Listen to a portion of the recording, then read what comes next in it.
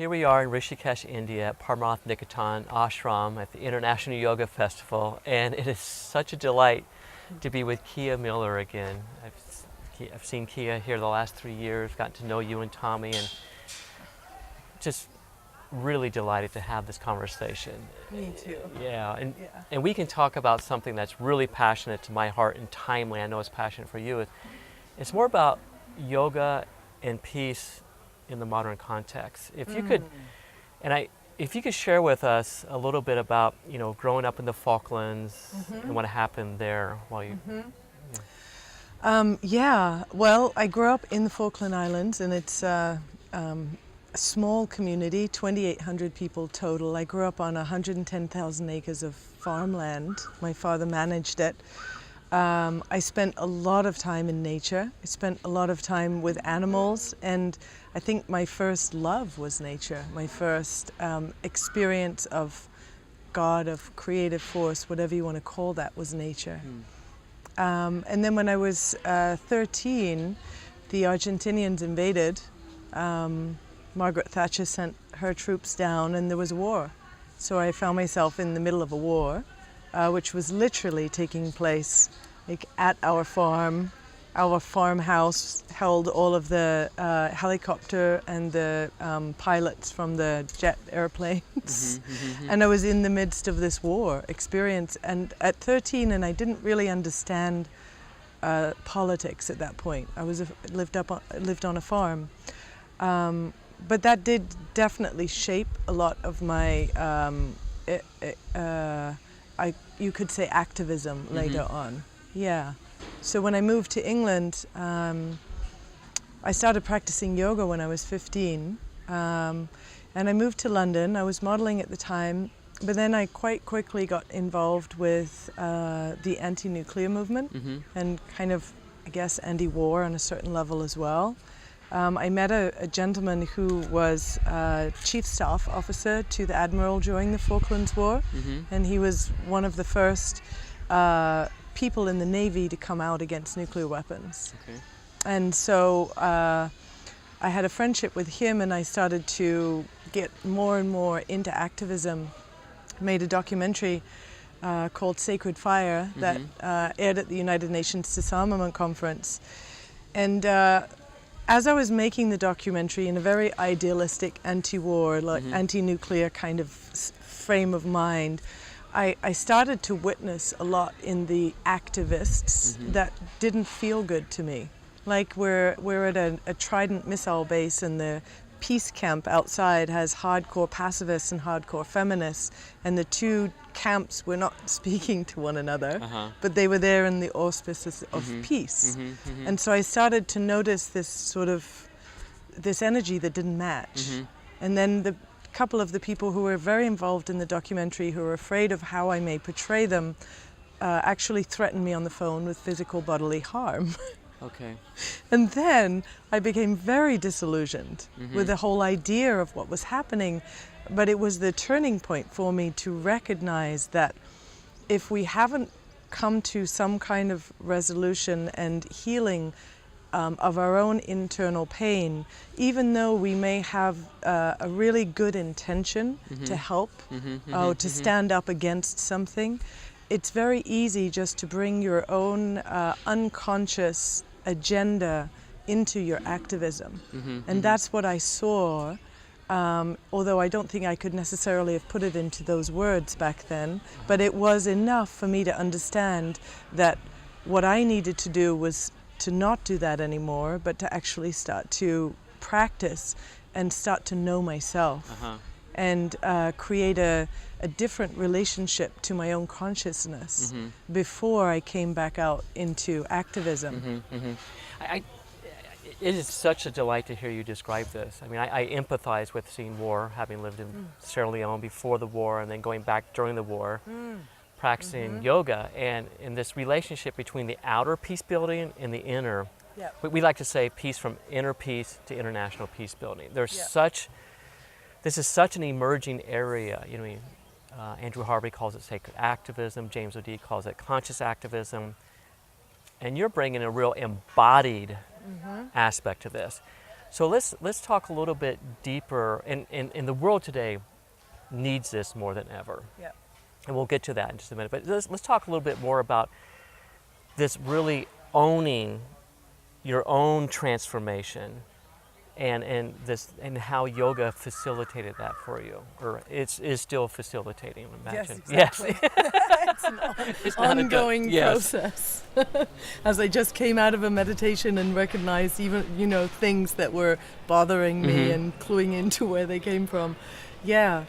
The shadow, the unconscious material, is driving most of us most of the time. I think just even to recognize that the conscious mind is very small compared to the unconscious mind, and the unconscious mind is holding all of our beliefs and experience and patterns, and if we're not paying attention, then we're literally living an unconscious life.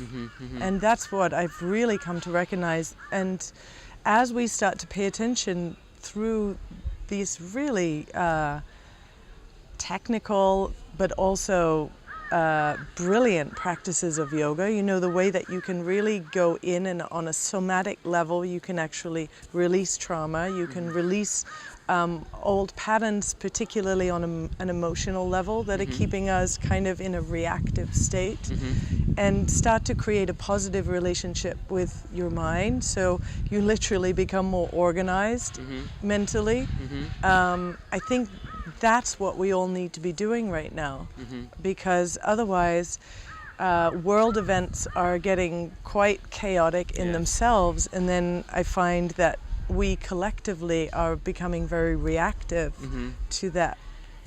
This is so key. This is so key right here. And we've had several discussions here, with Anami Otra, our friend, and a few swamis about the global situation. And several of them said there's a natural intelligence guiding everything. Yeah. And sometimes that natural intelligence will use the hammer, war, this or that, to get us to move along, and yet natural intelligence guiding it. Yeah. And yet for those of us, media has just been so outrageous in the U.S. the last year with the election process and everything.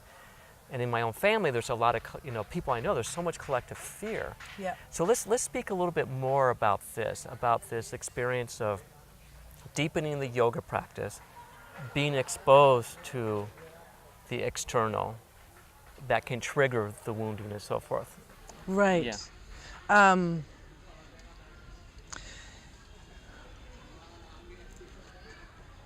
What I witnessed in this last year, which reflects back to the personal experience, is that our collective unconscious manifested. And it manifested in some pretty substantial ways through the United States election and in some of the behaviors that we saw, and some of the things that candidates said that were so very shocking. But I understand it's like it's a disowned part of ourselves, and how perfect that at this time somebody comes along that actually it becomes the voice for our unspoken, unconscious, collective self. Okay. Otherwise, I feel like we're just going along in this nice little, I've dealt with my stuff, I'm very happy, but then there's a whole bunch of, ourself, let's just face it, have we really dealt with all of our stuff? And then there's a whole bunch of people who are have not yet stepped on a path of yoga or just of self-reflection to the degree that we have. I mean, even the fact that there's so few people that are really attending any kind of spiritual practice, right? Yes, yeah. I'm just speaking on the collective level. Collective. This is so helpful to hear you describe the collective unconscious. And also knowing when you talk about spiritual practice, you're talking about very scientific, technical ways of transforming consciousness, healing wounds, and so forth. And so I think that's a clear distinction for. Speak to that briefly, and then I want to come back to the scientific, technical part of the yoga practice and spiritual practices. Well, that's what's so exciting to me, just from my own personal experience. I mean, I'm not a scientist, I'm not anything like that. except I suppose I'm a scientist of my own being. Okay. What I felt through doing intensive Kriya practice, meditation, breath work is a real clearing. Okay. And a sense of being established in my own center, a sense of my greater identity, as opposed to all the masks that we present to the world or all the old behaviors that are constantly driving us. So the science of it, as I understand, is the energy work that we're doing, that when you start to break down this physical, this human being is not just being this meat and bones, but being energy that's not only in the body but radiates outside of the body, and the mental landscape and the different degrees of mental landscape and the emotional and how they all kind of merge and move together. You know, that if we start to look at ourselves as human beings on that level, and we start to, I think, take action to learn who we really are. That aspect of ourselves that feels the totality, that's my experience of true self. It's when I'm not invested in that moment in time. I'm not invested in my likes, my dislikes, my wants, my grievances. It's that feeling of being in a very settled, peaceful, expansive, and neutral place. Okay. And that is, I feel like, what we collectively need to approach this next phase of the human evolution with, is this kind of state of neutral mind. Because how do we navigate through the chaos if we're reacting to everything and we're pointing the finger and we're saying, you are who is wrong, and we're not accepting that what we're witnessing right now is a reflection of our own disowned material, collectively speaking. Yes. And so it's going to require all of those who feel the drive to understand themselves and to recognize their own position and potentiality in this life and in this phase of evolution. We all need to become really committed to our own personal practice, our own personal awakening, and taking self-responsibility for everything that's happening to us, so that we collectively can help to raise that kind of unified field of consciousness, so that others can slip into it more easily. What I experienced in Rishikesh here is meditation is so easy, because there have been people here meditating, holding this certain field of consciousness for so long that when we come into this area, it's like you just slip into it. I feel like if we collectively can do that, those of us who feel the drive, there's enough of us that we can actually really help to raise the collective consciousness, if you like. Yeah, I'm really moved by this because you know, the reactions and the amount of fear that's happening, and yet you're describing taking self-responsibility, using these scientific practices, and people will have the different modalities that work for them, being committed to that. Yes. And when the reactions come up, keep from blaming, Yeah. doing the practice, let the practices release, and getting into a truer self. Yeah. And then that presence can be felt. I mean, we were talking with Bruce Lipton, and Bruce Lipton says our energy field can be felt by those around us. Yeah. And when we're in a positive field, it helps elevate people. Yeah. And I've also heard, you know, Sufi mystic Llewellyn Van Lee say, you know, we also then access intelligence that's available Yes. that we can't access if we're in a place of fear. That's right. Yeah.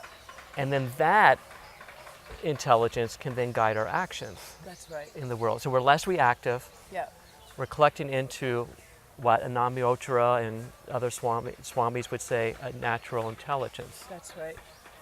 And so in this sense, inner peace, we like to say inner peace is a global responsibility. Yeah.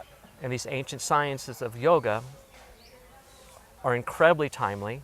Yep. coming from here in the Himalayas, Yep. sent by Vivekananda, Yogananda, other Yep. great beings, knowing that we would be in this time. Yep. And so you're really speaking to the heart and soul of the dynamics of this period. Yep. And so let's go a little bit deeper for people who are listening and who might be feeling fear and reactions, and they're watching. Earlier we Yeah. talked about the addiction of watching the news and the Yeah. drama and this and that.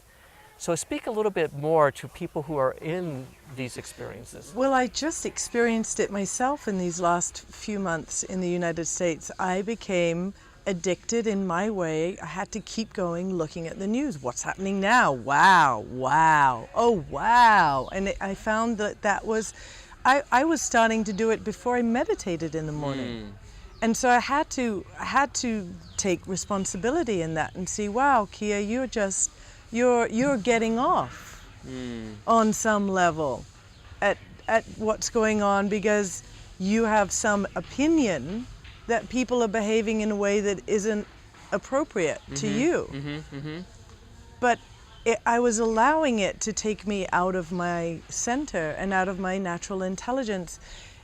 And I've been feeling this kind of inner wave again in me of we need to speak out, but not in the old way that I used to feel like I needed to speak out. For me, I feel like what I'm driven to communicate at this time is, let's all do our sadhana. Let's do our practice. And as you said, allow that intelligence to come through, because I feel like collectively we've had this kind of very peaceful period leading up to now, where we've been able to dive into and explore lots of different practices. And it's been like a honeymoon period, really. But now we have to do the work and not just flip back into old behavior. Oh, well, the world's just chaotic and it's out of control.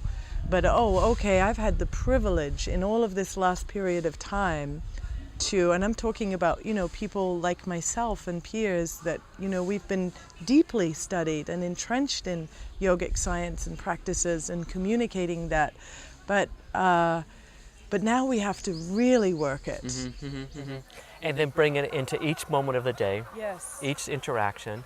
Yes. And what I think is interesting, some of the training that we've also done, Peace Ambassador trainings, others, bringing that base, taking responsibility for personal healing, Yes. seeing how that contributes to the collective, and then layer on top of that. I know Tommy had sent out some announcements about nonviolent communication. Yeah. Rita Marie Johnson has tools in nonviolent communication with HeartMath technology.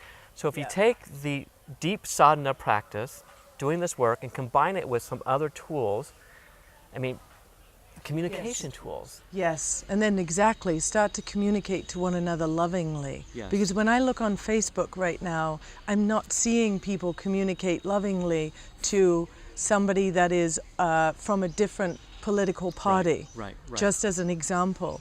And I see this vigilante style, somebody who could appear to be very peaceful generally in their life. They use this little, they allowing this kind of almost poisonous view to come across. And it's not helping. It's making that divide bigger and bigger. Right. And I see it in families. Yes. It's a polarization. Yes. We're hardwired for duality and this and Yep. that. And yet we have, Richard Mille and others says we all have the ability to go in non-dual states. Yes. And when we're in that, we heal ourselves, and then we attune with what is our sole purpose in this moment to take action. Yeah. And this is the part I think is so profound in being here, is hearing again and again, there is a natural intelligence. Yes. Michael Singer and other great people talk about this intelligence will guide our life in ways we never imagined if we tune in with it. Yeah. And we don't get lost in the reactivity, we don't get caught into the drama. Yeah. And the other thing we were talking about is there's a lot more happening in the world that is a positive transformative nature than is on CNN or Fox News or other channels. Right. Absolutely. Yeah. And that media environment, yogis talk about our environment helps shape our consciousness. So if we're feeding ourselves Yeah. fear-based news all the time, Yeah. and yet we can still be in the world doing our Yeah. sadhana, and we can still be aware of what's happening. Yeah. We can find positive transformation. Yeah. And I think we need to start to create a new story. Please say more about this. Because I see the journalists and from the different news organizations, they're doing a really great job of focusing on one thing, this particular president, whether they like him or they don't like him, and all of the ramifications off of that. And they're making it about one human being as opposed to the collective. And I think that if we could start to create a new narrative, and that is representative of the whole, Yes. and that's representative of a way that we can, begin to change things. Kia, it's so good to hear you talk about this. There is emerging in the collective people responding to difficult situations from a deeper place of center that's helping to bridge divides, awakening compassion, tolerance, forgiveness. Stanford University is doing incredible research on compassion and teaching ways of bringing compassion. There's scientific research proving that we're wired for cooperation and altruism. And so there's a lot of positive that's emerging, and there's so many peace-building mechanisms that are starting to bring the inner dimension into act. WorldPeaceLibrary.com, you can see hundreds of interviews there. And so this creating a new narrative. So for you, say more about we need to create this new narrative, not just what is in the news. Yeah. Well, I think that's also the beauty of where we are at in this kind of information age, and that every person has the ability to communicate and have people hear what they have to say. So I think if more people collectively that are, living in this way that we're talking about, creating neutrality, can start to speak out from that place in a loving, compassionate, inclusive way. That we can, little bit by little bit start to change that narrative. And how exciting when those really brilliant journalists who are right now focused on one person, when they start to place their attention in other places and, change the story in that way. Yes, beautiful. Well, Kia, I just have to say, I've been actually moved to tears because it's so timely. Both of us, having seen war, having seen death, having seen, for myself, friends killed and so forth. And then to be in this collective and to know that there's this deep ancient wisdom that's available to all of us to help us all contribute to this collective. I mean, we are, our friend Anandra George says, we can all be instruments of peace. Yes. And that is it, isn't it? It's just when we when we find ourselves caught up in that fear and the drama and the hypnosis, just to settle back in and have that moment of, wow, there's a greater intelligence working here. And that intelligence will guide us to take grounded, practical action. Yes. And sometimes that action can be fierce. Yes, I think that's important too. Sometimes we have to be fierce. Yes. Fierce in a loving, compassionate way. Absolutely. Yeah. Well, Kia, any closing words? We're also celebrating International Day of Yoga. Yes. So any closing words here? I just encourage everybody to pick up some kind of mind-body practice if they're not already, and if you are in a mind-body practice, encourage others to do it in a non-pushy way. But if we can all just start to do our sadhana, as the rishis and sages have said over the millennia, and to create that sacred time every day where we're aligning and connecting with that collective unified field. Kia, thank you so much. Thank you so much. Namaste. Namaste.